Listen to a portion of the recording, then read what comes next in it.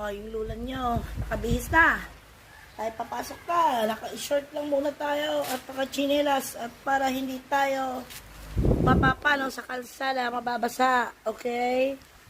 So, kita-kita na lang tayo mamaya. Muna. Grabe. Hindi natigil yung ulan, no? Tuloy-tuloy.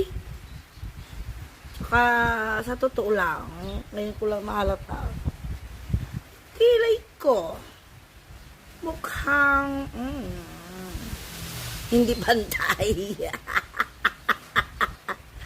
Ay, nako. O, sige, ako mag-aayos na. Mamaya naman. Oh, okay na. Maliwanag na. Oh. Manabo naman parang ito.